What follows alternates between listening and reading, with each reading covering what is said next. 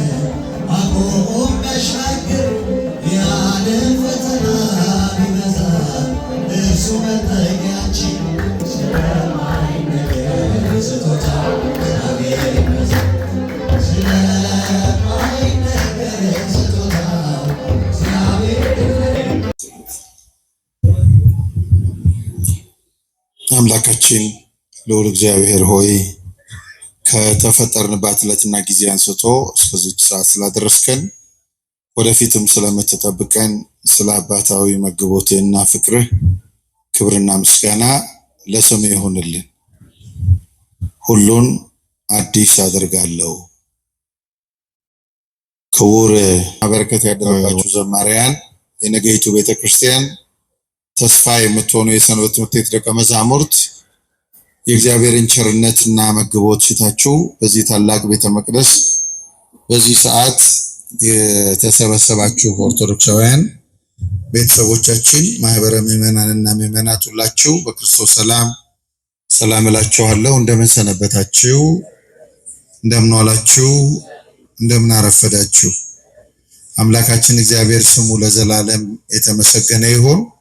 የሰው ልጆች ሁሉ መዳንና ነፃነት በማህፀኗ የተጻፈበት አማላጃችን እናታችን ቅድስት ድንግል ማርያምን ጣዕሟን እና ፍቅሯን በልባችን አምላካችን እግዚአብሔር ይሳልብን። እንደ እግዚአብሔር ፈቃድ ባለን ውስን ጊዜ የምንማርበት የትምህርታችን ርዕስ ሁሉን አዲስ አደርጋለሁ በሚል ይሆናል። እንደሚታወቀው ቤተክርስቲያን ያለችበት ጊዜ ይሄ የወርሃዊ ጾም ነው።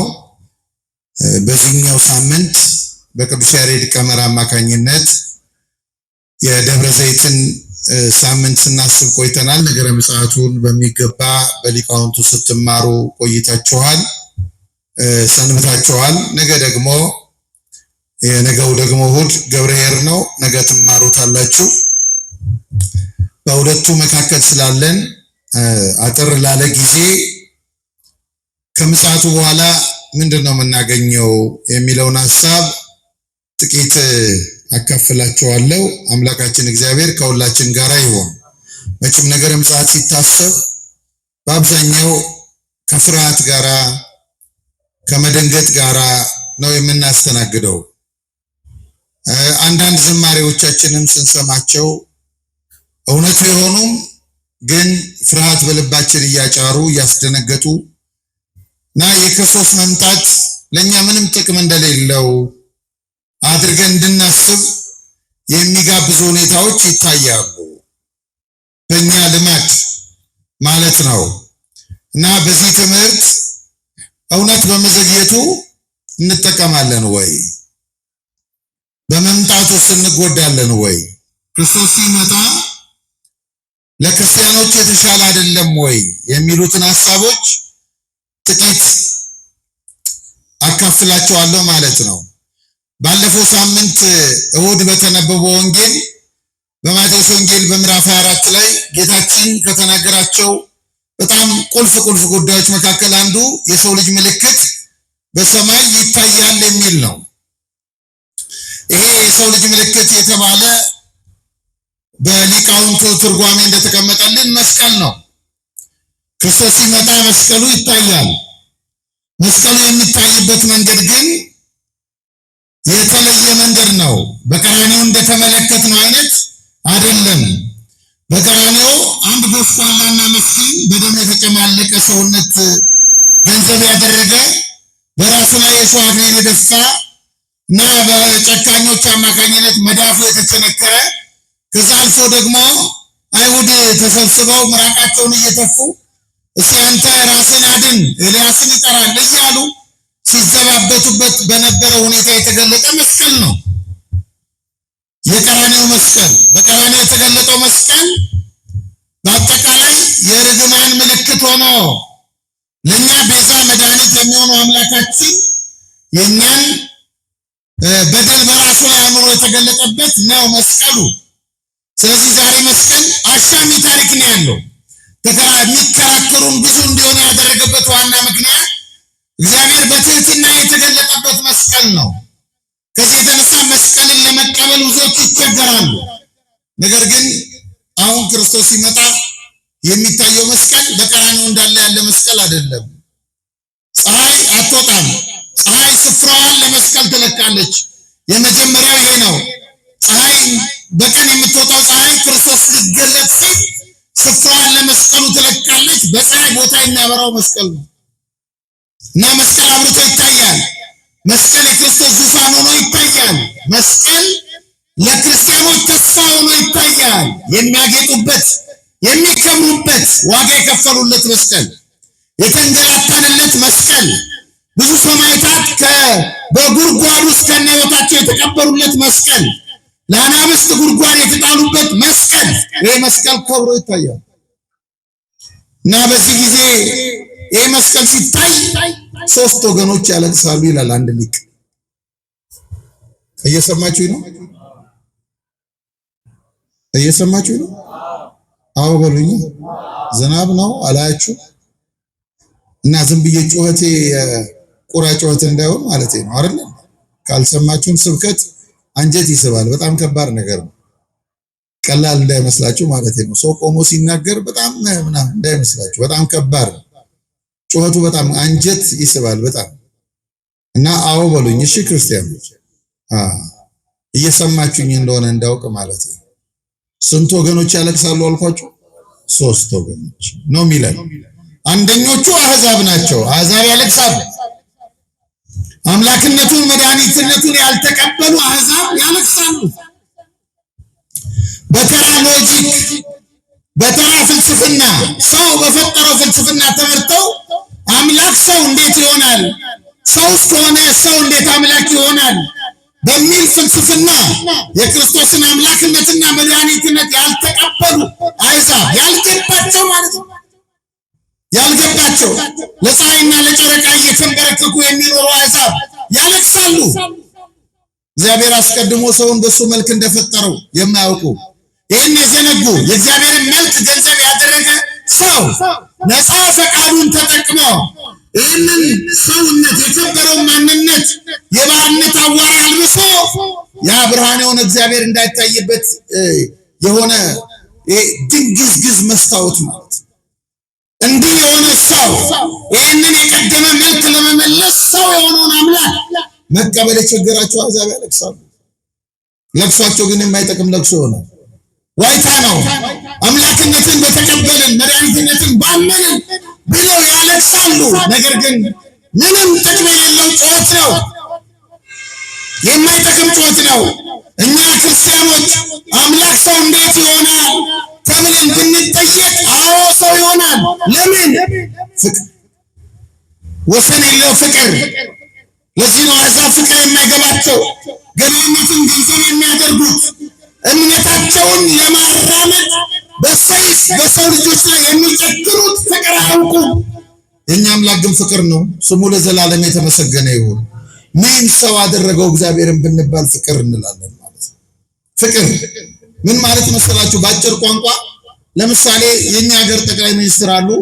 የኛ ሀገር ጠቅላይ ሚኒስትር እዚህ መጥተው እዚህ ጋር ይሄ ሳሩ አካባቢ መጥተው ውሃ ማጠጣት ሲያጠጡ ልናያቸው እንችላለን። ይችላሉ አይችሉም? ነገሩ ይችላሉ አይችሉም? ይችላሉ። እዚህ ጋር ያለ አትክልተኛ ግን እሳቸው ወንበር ላይ ሄዶ መቀመጥ ይችላል? እንደዚህ ነው እግዚአብሔር። በእኛ መልክ ተገለጠ።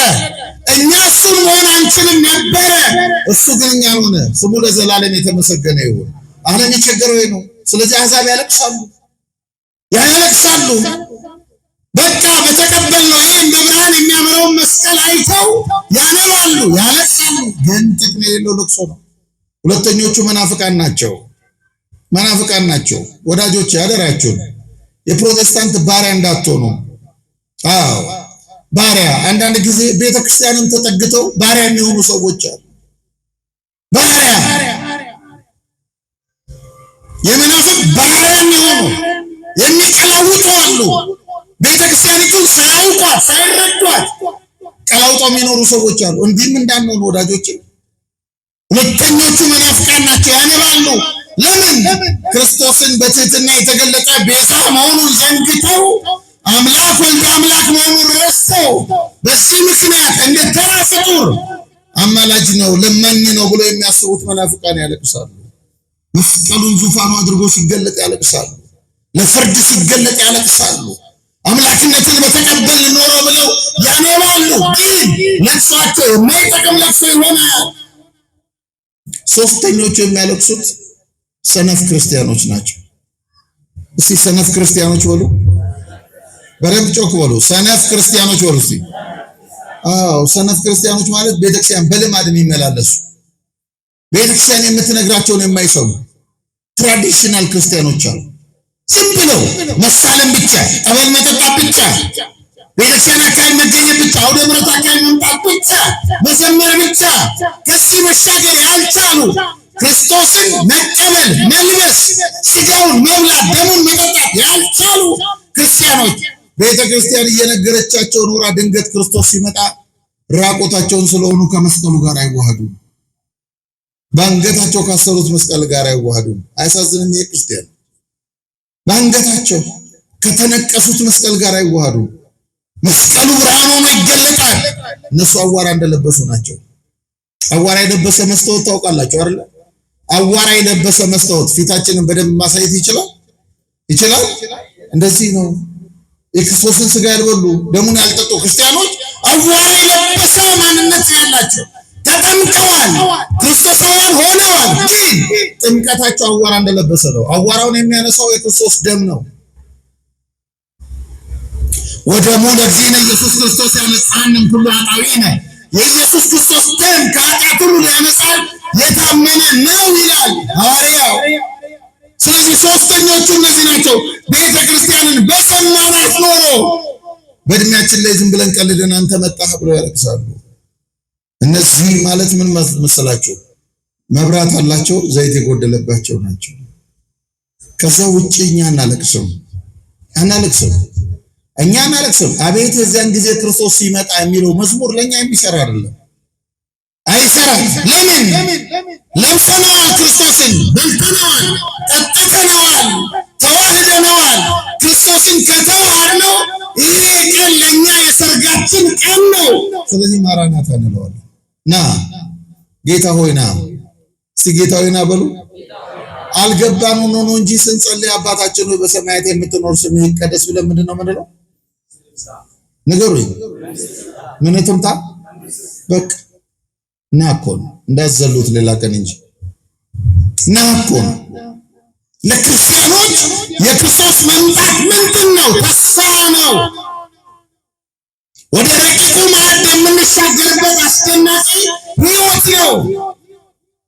ይሄን ነው ለዮሐንስ ወንጌላዊ አምላካችን አንድ ፍጥሞ በምትባል ደሴት ታስሮ ገለጠለት። ዓለም የሚያገኘውን ክርስቶስን የተቀበለ ዓለም ለወርሰው የሚገባ ዓለም እንደሚመስል አሳየው እና ሁሉን አዲስ አደርጋለሁ።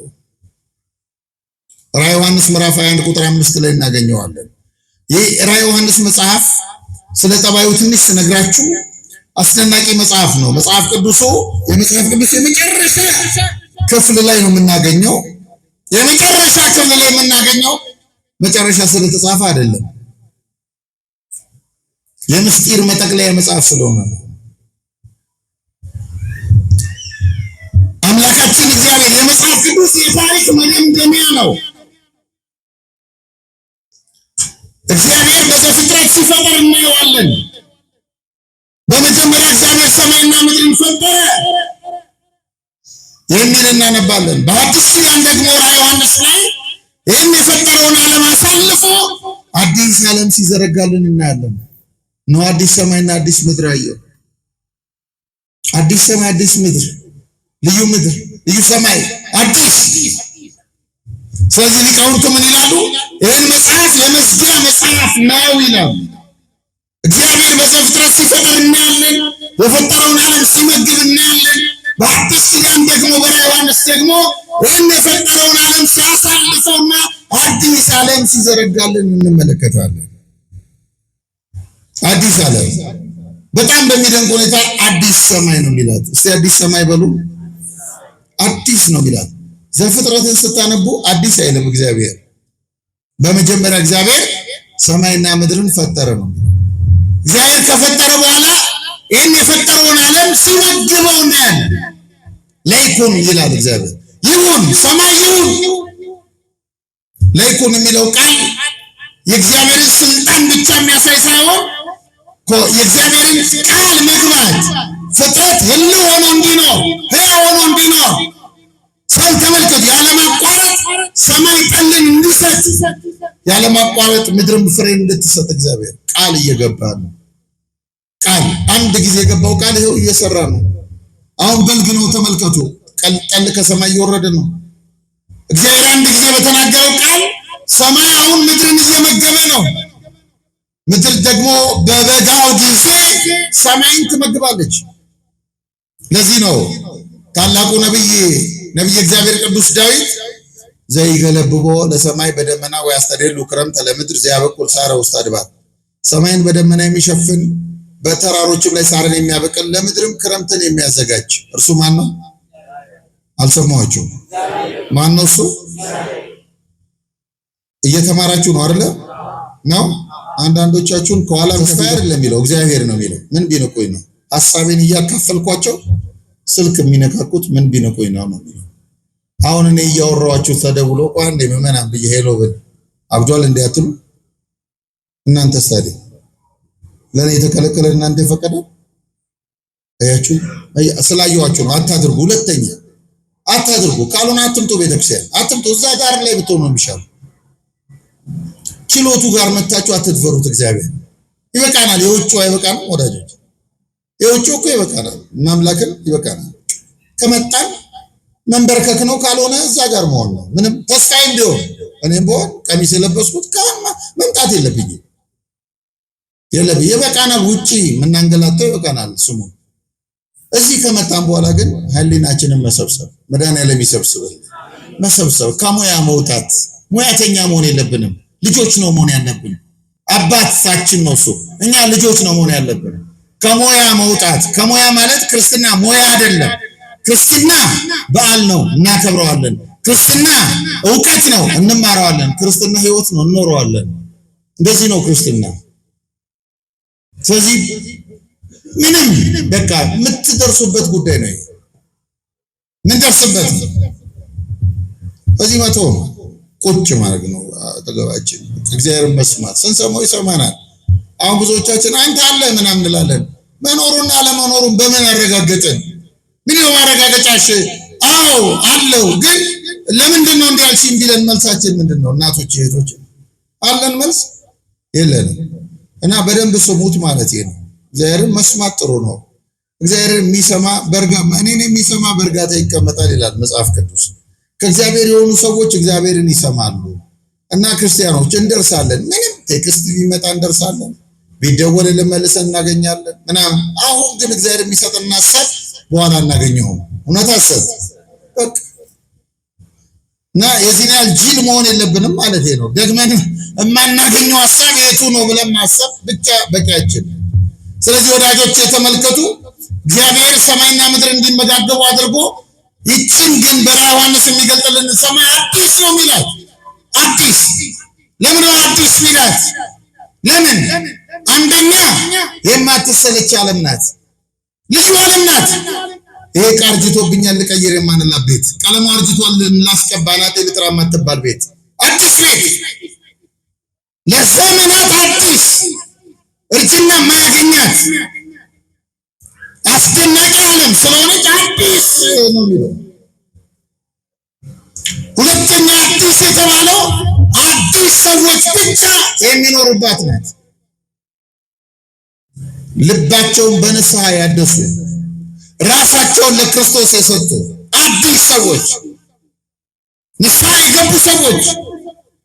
ማንም ሰው ዝም ብሎ የሚገባባት አይደለችም። ይህችን ዓለም እንደምታዩት ምን ይቻላል? ይህች ቤተክርስቲያን እንኳን ብትመለከቷት ልክ እንደ ኖህ መርከብ ናት። እባቡም አለባት፣ ዘንዶም አለባት፣ ሰውም አለባት፣ ርግብም አለባት፣ ሁሉ አለባት። ዓለማችን እንደምታስተናግደው እዛ ግን ሁሉ አይገባም። አዲስ ሰው ብቻ። መድኃኒዓለም ሁላችን ለዚህ ክብር ያብቃል። ክርስቶስን የሚመስሉ ብቻ አዲስ ከብሌታቸው የታደሱ በንስሐ ራሳቸውን ያስተካከሉ አዲስ ሰዎች የሚገቡባት ዓለም ስለሆነች አዲስ ይላታል መጽሐፍ ቅዱስ። አዲስ። ሶስተኛው አዲስ ያላት ለመታየት እንግዳ ስለሆነች ነው። ገና አልታየችም። ገና ኤልያስ በሕይወት ያለው አላያትም። ሄኖክ አላያትም። በዚህ ዓለም ላይ ያለፉ በተጋሉ ያለፉ ቅዱሳን አልተመለከቷትም። እነዚህ ሁሉ ገና በገነት ነው ያሉት። ከእመቤታችን ውጭ ማንም አልተመለከታትም። እሷም የተመለከተቻት መዳናችንን ቀድማ የሰማች ናት። መዳናችንን ቀድማ የወለደች ናት። መዳናችንን ቀድማ ያስተናገደች ናት። ትንሣኤያችንንም ቀድማ ያስተናገደች ስለሆነች ድንግል ማርያም ብቻ ያየቻት አዲስ በክርስቶስ መለኮታዊ ማህፈር የተጠቀለለች አዲስ ሰርፕራይዝ የሚያደርገን እግዚአብሔር በዘመኑ ቋንቋ ማለት ነው። የተጠቀለለ ስጦታ አንዳንዴ ጓጉቷቸው አታውቁም ወዳጆች? አንዳንድ ምንድን ይሆን የጠቀለለው ስጦታ ሊሰጠኝ የመጣው ሰው? ልጆቻችን ይላሉ ለልደታቸው ለምናቸው ስናዘጋጅላቸው ምንድን ነው አባቢ ምናምን ይላሉ። ልክ እንደዚህ አምላካችን በመለኮታዊ ማህበር ጠቅልሎ ግልጥ የሚያደርግልን አዲስ እግዚአብሔር ሁላችን ለዚህ ክብር ያብቃል። እሱን ነው የምንጠብቀው። ማራናታ ምንለው ለዚህ ነው። ይሄን እንዲገልጥልን መድኃኔዓለም አዲስ ዓለም አዲስ ልዩ ዓለም። ከዛ ምን አለ ዮሐንስ ወንጌላዊ? እነሆ አዲስ ሰማይና አዲስ ምድር አየሁ አለና የቀደሙት አይታሰቡም አለ። ያልፋሉ አለ። ያልፋሉ። የትኛው ነው የምታልፈው? የትኛው ሰማይ ነው የሚያልፈው? ጌታ ነግሮናል በወንጌል ሰማይና ምድር ያልፋል አለ። ሰማይና ምድር ያልፋል የሚለው ቃል ግን ያልፍም አለ።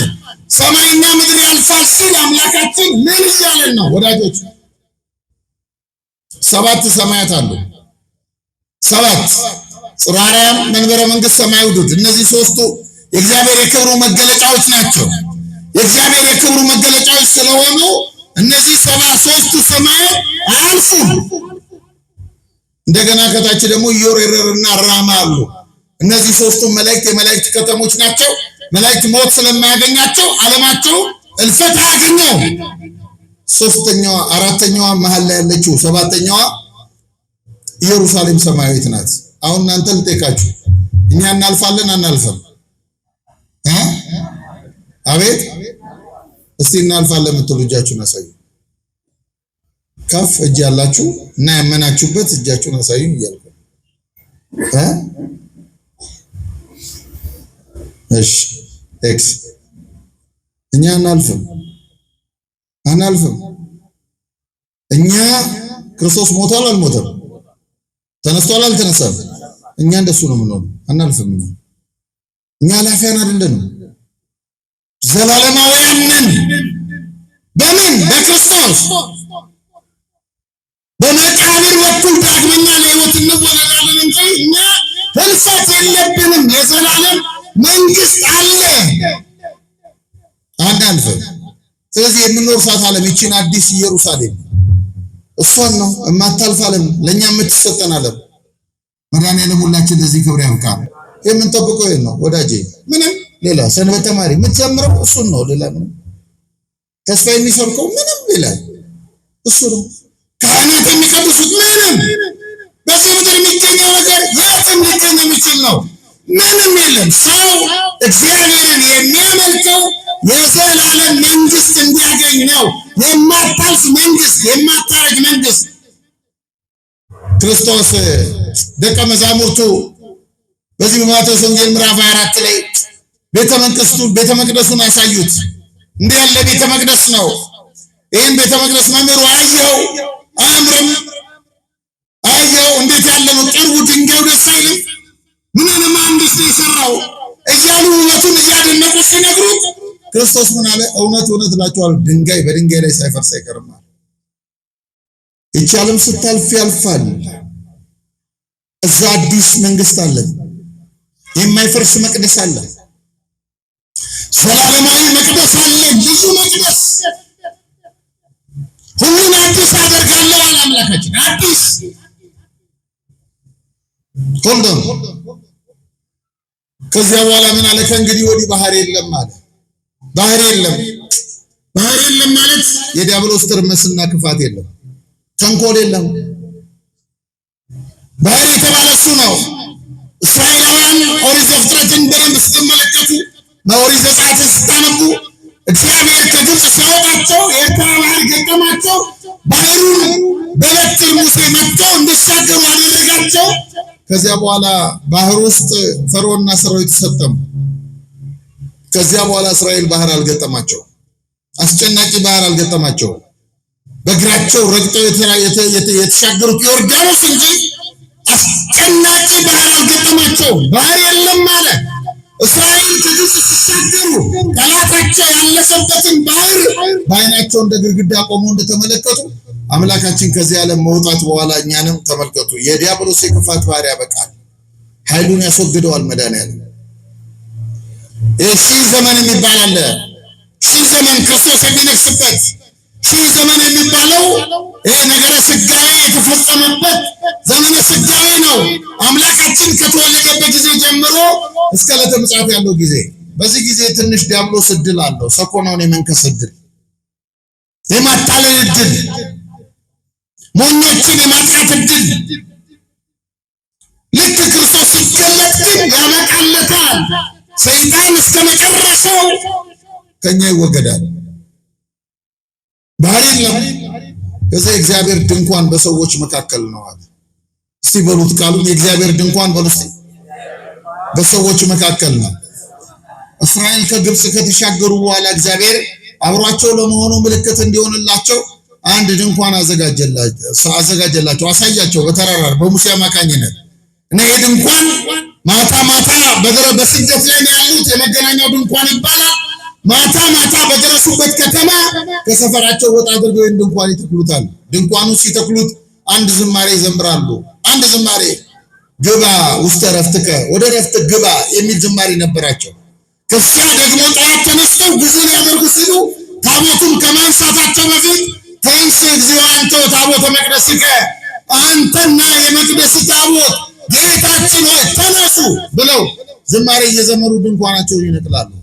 አሁን ግን የማይነቀል ድንኳን፣ የእግዚአብሔር ድንኳን፣ የሙሴ አይደለም፣ የእግዚአብሔር ድንኳን፣ አስደናቂ ድንኳን። ምን ማለት መሰላችሁ? በአጭር ቃል የእግዚአብሔር ድንኳን በሰዎች መካከል ነው ማለት በአጭር ቃል ያን ጊዜ አባታችን ነው የሚለው ጸሎት ያበቃለታል። እየሰማችሁኝ ነው? ኧረ መልሱልኝ። ምን የሚለው ጸሎት አልኳችሁ? አዎ አንጸልየውም። በሰማይ አንጸልይም። ይሄን ጸሎት እዚህ ነው የምንጸልየው። ይሄ ለምን? እስቲ አብረን እንበለው። አባታችን ሆይ በሉ እስቲ። በሰማያት የምትኖር ስምህ ይቀደስ፣ መንግስትህ ትምጣ። ምን ትምጣ? ከተሰጠችን በኋላ መንግስት ትምጣ እንላለን። አለቅ አዲስ ቅኔ፣ አዲስ የለም። ፊት ለፊት እናየዋለን ክርስቶስን። በስዕል የምትመለከቱትን አምላካችሁን ልክ ነው እንደምታዩት እርሱን ፊት ለፊት ታዩታላችሁ። መድኃኒዓለም ሁላችሁ ለዚህ ክብር ያብቃችሁ። ክርስቶስን ከማየት በላይ አለ ክብር ወዳጆቼ። ታዲያ ምጽአቱ እኮ ለኛ ክብር ነው። በቃ የለም ፊት ለፊት የምናያትን በስዕል የምናያትን ድንግል ማርያምን ያን ጊዜ ፊት ለፊት እናያታለን። ልክ እንደምታዩኝ እናቶች። ታዲያ የማይናፍቃለ? ስዕሏ ፊት ስትቆሙ ይናፍቃችሁ የለ? ታዲያ ፊት ለፊት እኮ ነው የምታዩት በአካል።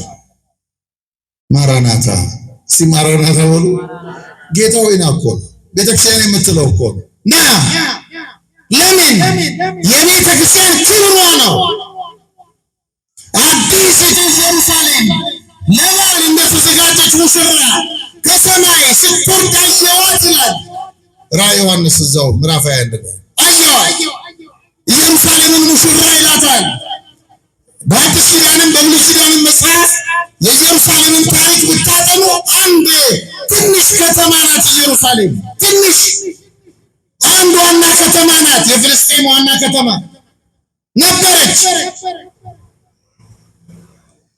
ነገር ግን በራዕየ ዮሐንስ ደግሞ ይህችን ከተማ ሙሽራ ይላታል። ባቢሎን ደግሞ በተቃራኒው ባቢሎን መጽሐፍ ቅዱስ ስታነቡ ብሉይ ኪዳንም አዲስ ኪዳንም ስታነቡ እስከ ራዕየ ዮሐንስ ድረስ ባቢሎንን ታላቂቱ ባቢሎን ይላታል። የዓለም ከተማ ነበረች። ሮማውያን ነገስታት መናገሻ ከተማ አድርገዋት ነበረ። ነገር ግን ባቢሎንን ደግሞ ራዕየ ዮሐንስ ይላታል ጋለሞታይቱ ባቢሎን ይላታል። ኢየሩሳሌምን ሙሽራ ይላታል። ሙሽራ እንደምታውቁት ለባል የተሰጠች ናት፣ አንድ ናት።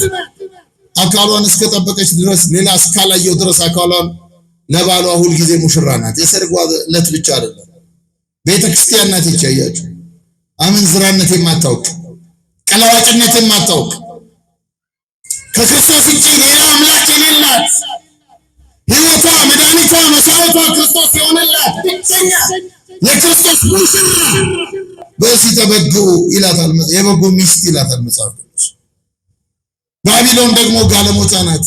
ለምን?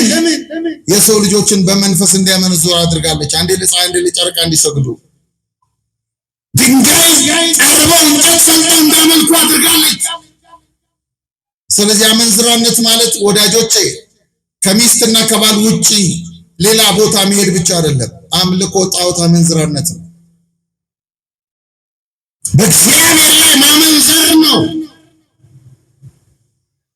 ኢየሩሳሌም ግን ሙሽራ ሆና ነው የምትገለጠው። እኛስ የዚች ሙሽራ አደምተኞች ሚዜዎች ሆነን ነው የምንገባው። መድኃኒዓለም ሁላችን ለዚህ ያብቃል። ልጆቿንና ልጆቿንን ለዚህ ነው የምንበቃው። አዲስ ነው። በዓይነ ሥጋ ያላየናቸውን በዚህ ምድር ላይ ተጋድሎ የፈጸሙትን ቅዱሳን በሰማይ ፊት ለፊት እናያቸዋለን እና አባ ተክለ ሃይማኖት ቅዱሳኑን እናያቸዋለን በፊት ለፊት ልክ በታቦር ተራራ እነ ቅዱስ ጴጥሮስ ሙሴና ኤልያስን እንደተመለከቱ ፊት ለፊት ቅዱሳኑን እናያለን። ለዚህ ነው ሐዋርያው ቅዱስ ጳውሎስ በዕብራውያን መልእክቱ ምዕራፍ 12 ቁጥር 22 ላይ ምን አለ? እናንተ ወደ ታላቂቱ ወደ ጽዮን ተራራ ወደ ሕያው እግዚአብሔር ከተማ በደስታ ወደ ተሰበሰቡት ወደ እልፍ አእላፋት መላእክት ወደ ጻድቃን መንፈሶች ወደ በኩራት ማህበር የሁሉ ዳኛ ወደሚሆን ወደ እግዚአብሔር ደርሳችኋል ይላል። ተመልከቱ። እዛ ደስታ ውስጥ ነው የምንገባው። አሁን ነገ የምንሰማው ትምህርት ነው። እዚያ ውስጥ የታመኑ ክርስቲያኖች የሚገቡበት የደስታ ዓለም የእግዚአብሔር ድንኳን በሰዎች መካከል። ከዚያ ምን አለ? ያለፈው ስርዓት አልፏል አለ። እስቲ ያለፈው ስርዓት አልፏል በሉ በደንብ። ያለፈው ስርዓት አልፏል ማለት የአሳዳጅና የተሳዳጅ ስርዓት ያልፋል። የአፈናቃይና የተፈናቃይ ስርዓት ያልፋል። የአልቃሽና ያስለቃሽ ስርዓት ያልፋል። የተራና የባለስልጣን ስርዓት ያልፋል። የተማረና ያልተማረ ስርዓት ያልፋል። በዚህ ምድር ላይ ያሉ እኛን ለስቃይ የዳረጉን ጉዳዮች በሙሉ አጠቃላይ ምድራዊ ስርዓት ያልፋል። ያለፈው ስርዓት ያልፋል። ስለዚህ ነው ማራናታ ምንለው። ጌታ ሆይ ና። ለምን ይሄ የሚያሰቃየን ዓለም እንዲያልፍ ይሄ ታናሽና ታላቅ የሚያደርገን ዓለም እንዲያልፍ ይሄ አንደኛና ሁለተኛ ዜጋ የሚያደርገን ዓለም እንዲያልፍ ማራናታ ና። ይሄ በጎጠኝነት የምንናከስበት ዓለም እንዲያልፍ፣ ራስ ወዳድነታችን እንዲያልፍ ማራናታ ና። እሱ ካልመጣ ይሄን ስርዓት ሊያሳልፈው የሚችለው የሚጠቀልለው እሱ ነው። እንደ ትኩሳት ይጠቀልለዋል፣ ያሳልፈዋል። የሚያልፈው ዓለም ይሄ ነው የምትመለከቱት ጠፈር። ይሄ ጠፈር ማለት የረጋ ውሃ ማለት ነው። ጠፈረታታ ነው ግዕዙ። ረጋ የረጋ ውሃ ነው። ይሄን የረጋ ውሃ የተሸከመው መድኃኒዓለም ነው። እጁን ብቻ ነው ዞር የሚያደርገው ሲመጡ። ይሄ የቆምንበት መሬት የብስ ነው። ዛጽና ለምድር ዲበ ማይ፣ ምድርን በውሃ ላይ ያጸና የተባለ ክርስቶስ ነው፣ እግዚአብሔር ነው። በስር ያለው በዚህ መሬት ስር የእግዚአብሔር መዳፍ ነው። መዳፉን ዞር ሲያደርግ ምድር ትከዳለች ወዳጅ። ያን ጊዜ ግን እሱ መዳፍ ላይ ያሉ ክርስቲያኖች እሱ ተሸክሟቸው ይሻገራል። እሱ ተሸክሞ ልክ እስራኤል በደረቅ እንደተሻገሩት ያለፈው ስርዓት አልፏል። ሰውየው ናይጄሪያዊ ነው፣ ኦርቶዶክሳዊ ነው፣ ነጋዴ ነው፣ ጎበዝ ኦርቶዶክሳዊ እና ከሰኞ እስከ ዓርብ ይነግዳል። ቅዳሜ ማህበራዊ ጉዳይ ይፈጽማል። እሑድ ማለዳ ተነስቶ ቅዳሴ አስቀድሶ ስጋው ደሙ ተቀብሎ መንፈሳዊ ተግባር ፈጽሞ እንዲህ ነው ህይወቱን የሚያሳልፈው። እና አንድ ቀን ወደ ነጮቹ ሀገር ሄደ፣ አውሮፓ እቃ ለመግዛት። ሀገሩ የሚሸጠው እቃ ለመግዛት አውሮፓ ተሻገረ። እዛ ተሻግሮ አንድ ሆቴል ተከራየ። ከዚያ እቃ ለመግዛት ወደ ገበያ ሲሄድ አንድ ቤተክርስቲያን አየ። ልክ እንደዚህ ያለ ቤተክርስቲያን በቃ አገሬ እንደማደርገው እሑድ በሌሊት ተነስቼ መጥቼ አስቀድሼ ቆርቤ ምናምን ወደ መኝታ ሄጄ አርፋለሁ አለ። እሑድ ደረሰ። እሑድ ሌሊት መጣና ሊገባ ሲል ዘበኛው አትገባም አለ። ለምን አለው? አይ ይሄ ነጮች ቤተክርስቲያን ነው ጥቁር አይገባም አለው። የተማረ ስለሆነ አስረዳው። ኧረ እባክህ ወዳጄ እኔ ጥቁር የሆንኩት አንተ ነጭ ሆንከው አንተን በጣም ስፔሻል አምላክ ሰርቶ አይደለም እኔን ትንሽ የሆነ ምናምን መልአክ ተለማምዶብኝ አይደለም። እኔም አንተም የሰራን አንድ አምላክ ነው። እኔም አንተም መሰረታችን አዳም ነው። እኔ ጥቁር የሆንኩት ከሰሃራ በታች ስለምኖር ነው፣ ፀሐይ በሚበረታበት ዓለም። ይህን አስረዳው። ቴንክ ዩ በጣም አመሰግናለሁ። እስከ ዛሬ እኮ የሚገርም እኛን ነጮችን በጣም አንድ ጥሩና ትልቅ አምላክ የሰራ እናንተን ጥቁሮችን ደግሞ እነ ሚካኤል ገብርኤል የተለማመዱባቸው ነበር ይመስለኛል። እና በጣም ጥሩ ትምህርት ነው ያስተማርከኝ፣ ገብቶኛል፣ ግን አትገባም አሉ። ለምን አልገባም? ከገባህ ይሄ እውነት ለምን አልገባም አሉ። አትገባም። ለምን? አይ የገባኝ እኔ ነው እንጂ አለቆቼን አልገባቸውም። እና አለቆቼ ጥቁር ለምን አስገባ ብለው ስለሚያባሩኝ አምሰው አትገባም።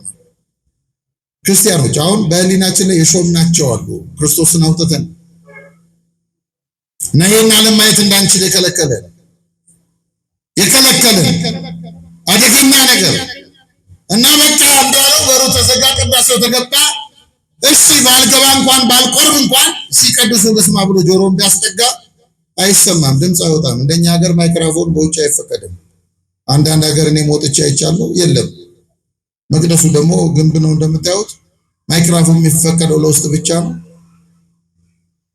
ቢያስጠጋ አልሰማለው። አለቀሰ ስቅስቅ ብሎ ሲያለቅስ እግዚአብሔር እዛው ድካም ቢጤ ያመጣበትና አስተኛው። ሲሚንቶ ተኛ። በህልሙ መጣ እዛው እግዚአብሔር። ምን ሆነሃል አለው። ማን አንተ? እኔ እግዚአብሔር ነኝ። ሪፖርት ማቅረብ ጀመረ። ወይ አምላኬ ልትቆጣኝ ነው የመጣው? እንደምታየው እኔ ላስቀድስ ልቆርብ ነበረ። ዛሬ ሰንበት ነው፣ በመቅረቴ ነው የመጣሁት እንደዚህ ነበረ። ነገር ግን ይኸው እንደምታየው ነጮቹ ጥቁር አይገባም ብለው አብረው ምናምን አድርገው ብሎ ሪፖርት አቀረበለት። እግዚአብሔር ግን በአጭር ቃል ምን ብሎ መለሰለት? ወዳጄ ባለመግባት አታልቅስ፣ እንኳን አንተ እኔም አልገባውም። ዝም ብለው ነው የሚጮሁታል መቅደስ ውስጥ። አዎ ሰው ጥሎ ምንጣፍ የሚስበው እግዚአብሔር የለም ወዳጅ፣ የለም። ሰው ጥለን ዕጣን የሚስበው እግዚአብሔር ሊኖር አይችልም፣ የለም። እነዚህ ስርዓቶች በሙሉ ያበቃላቸዋል። ያለፈው ስርዓት አልፈዋል። ከዛ ምን አለ? በዙፋኑም የተቀመጠው ሁሉን አዲስ አደርጋለሁ። እስቲ ሁሉን አዲስ አደርጋለሁ ብሎ ይሄ መጠቅለያ ሐሳባችን ነው። ሁሉን አዲስ አደርጋለሁ። አዲስ ሰማይቱም አዲስ ናት፣ ዓለሙ አዲስ ነው። ሁሉን አዲስ አደርጋለሁ። አንደኛ መኖራችሁን አዲስ አደርገዋለሁ። ምን ማለት ነው? እዛ መብራት በፈረቃ የለም። መብራት ጠፋ፣ ሻማ ለግዛ የለም። እዛ መጽሐፍ ቅዱሳችን ምን ይለናል? ለከተማይቱ መብራት አያስፈልጋትም ይልና የሚያበራላት በጉ ስለሆነ ይላል። በጉ ማን ነው? ኢየሱስ ክርስቶስ። የማይጠፋው ፀሐይ እስመ ጽልመትኒ ይጸልም በአቤከ ወሌሊትኒ ብሩከ መዓልት። በአንተ ዘንድ ጨለማ አይጨልምብህም፣ እኩለ ሌሊት ለአንተ እንደ እኩለ ቀን ነው ተብሎ የተነገረለት የጽድቅ ፀሐይ ክርስቶስ የሚያበራባት አዲስ ዓለም፣ የማያቃጥል ፀሐይ፣ ትኩሳት ነው ጥላ ልዘርጋለት የማንለው ፀሐይ። መድኃኒዓለም ሁላችን ለዚህ ክብር ያብቃል። ምን ጠብቀው እሱን ወዳጅ፣ ሌላ ምንም። በዚህ ዝናብ እዚህ የተቀመጣችሁት ይሄን ጠብቃችሁ ምንም የሚሞላ ኪስ የለም፣ የሚሞላ ዱቄት የለም። እሱ አይደለም። ይሄ ሁለተኛ ነገር። ዋናው ጉዳያችን መንግስቱ የማታልፍ የማትጨልም መንግስት አዲስ ሁሉን አዲስ አደርጋለሁ። ዓለሟን ብቻ አይደለም አዲስ የሚያደርገው ወዳጆች፣ እኛንም አዲስ ያደርጋል። አኗኗራችንን አዲስ ያደርጋል። እናቶቼ እዛ የሽሮ የበርበሬ ጉዳይ የለም፣ ጭንቅ የለም። ያደርሰኛል አያደርሰኝ፣ ይበቃኛል አይበቃኝ፣ ያኖረኛል አይኖር፣ ደሞዜ ይበቃኛል ለአንድ ወር የለም። ይሄ ሁሉ ያበቃ አዲስ ነው። አዲስ ክርስቶስ ሲነሳ ገንዘብ ያደረገውን ያንን አካል የማይራብ የማይጠማ የማይደክም አዲስ አካል ገንዘብ እናደርጋለን። አዲስ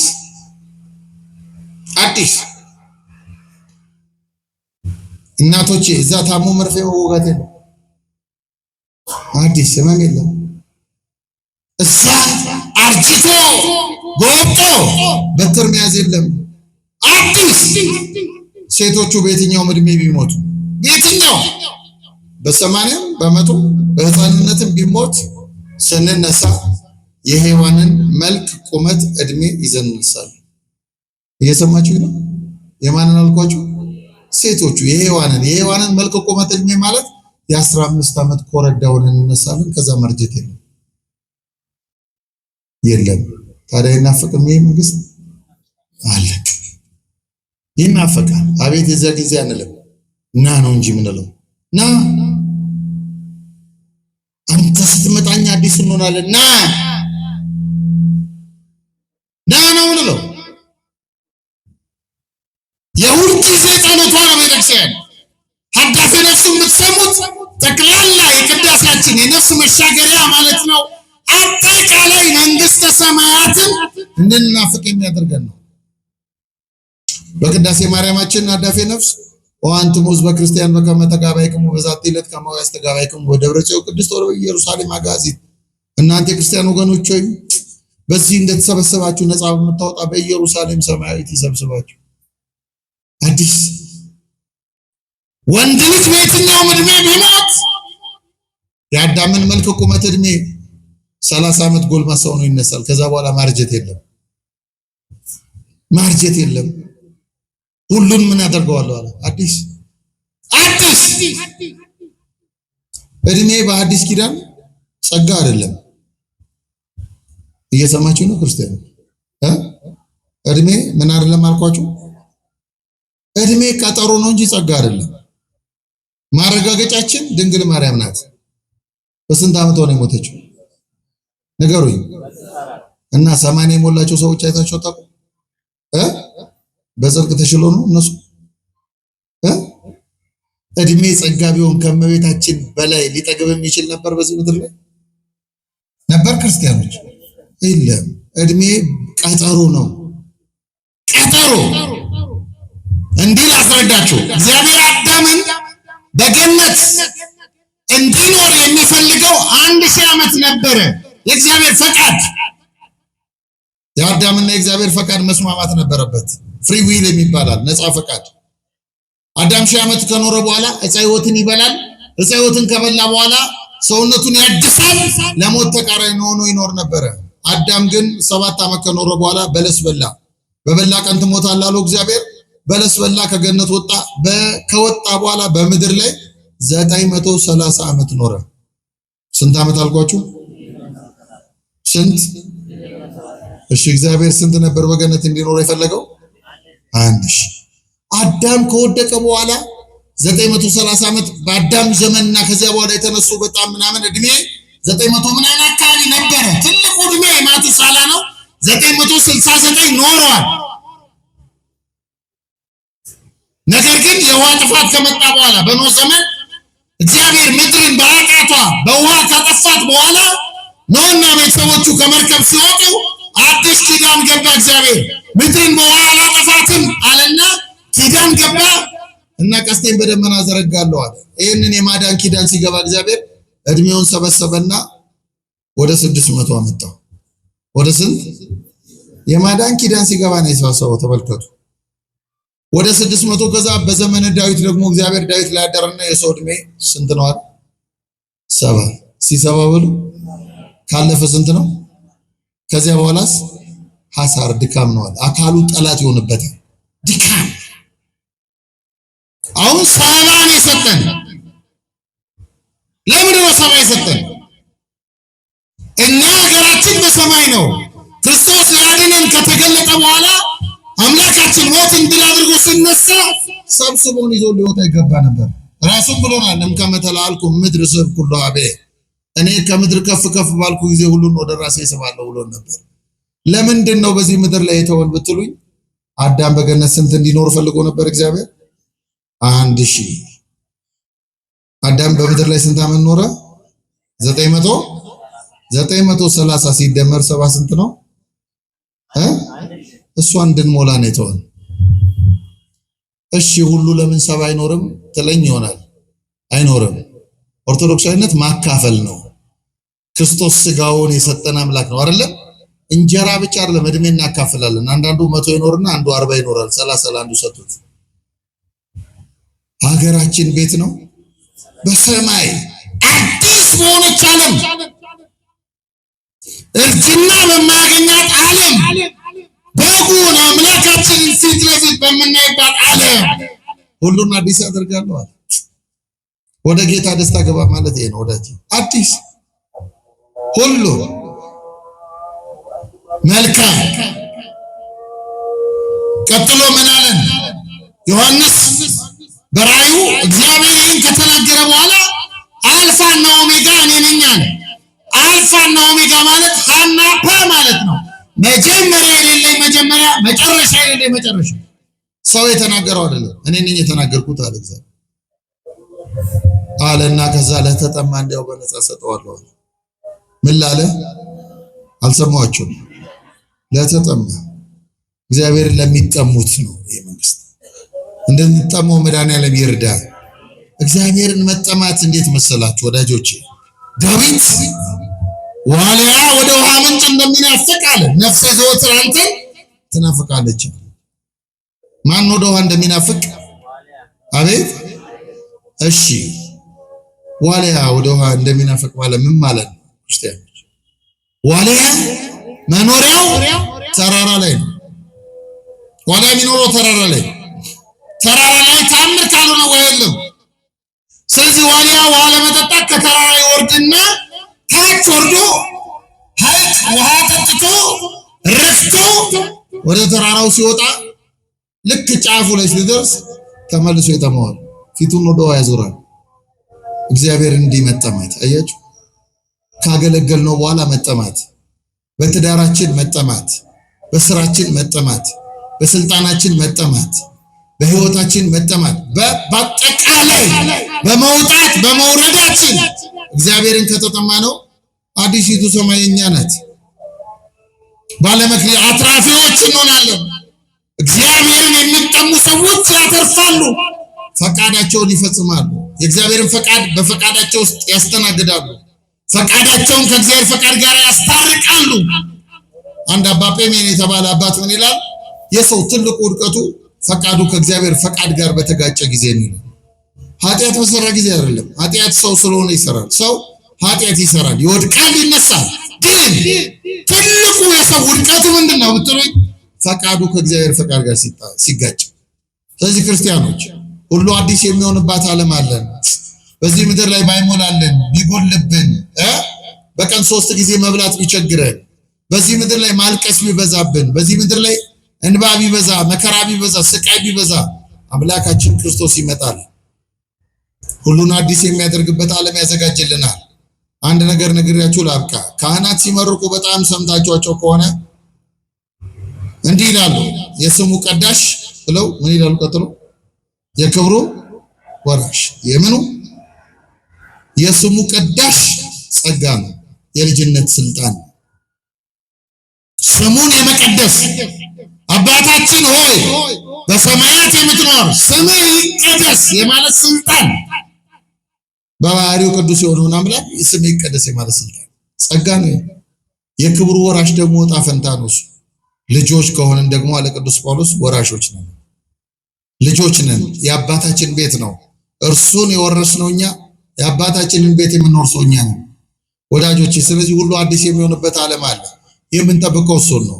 እሱን ለማግኘት ደግሞ እነገሌን ምናምን ትተን ራሳችን ለዚህ አዲስ ማንነት የሚሆን ገንዘብና ጠባይ ገንዘብ ማድረግ ይጠበቅብናል። ራሳችንን በነሳ ማደስ፣ ሰውነታችንን ማጠብ፣ ለቅዱስ ሥጋውና ለክቡር ደሙ መብቃት ሕይወታችንን እንዲህ ካደረግነው አምላካችን ክርስቶስ ይመጣል። ሲመጣ የሚገለጠው ብርሃን ብርሃናውያን ከሆንን ከኛ ጋር ይዋሃዳል። የምንጠብቀው እሱ ነው። ስለዚህ ማራናታ እንለዋለን። ጌታ ሆይ ና አንተ ስትመጣ መንግስታችንን ትሰጠናለህ፣ መኖሪያችንን ትሰጠናለህ እንለዋለን እና ለክርስቲያን ናፍቆት እንጂ ፍርሃት አይደለም። በመምጣቱ እንጠቀማለን እንጂ አንጎዳም። በመምጣቱ የማያረጅ ማንነት ገንዘብ እናደርጋለን እንጂ አንወድቅም።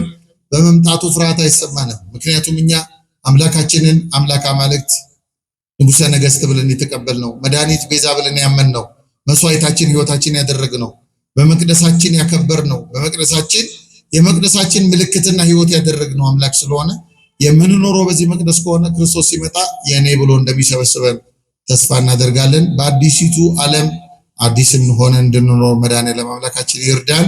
የሰማነውን በልባችን ያስቀምጥልን። የመልአኩ በረከት ከሁላችን ጋር ይሁን።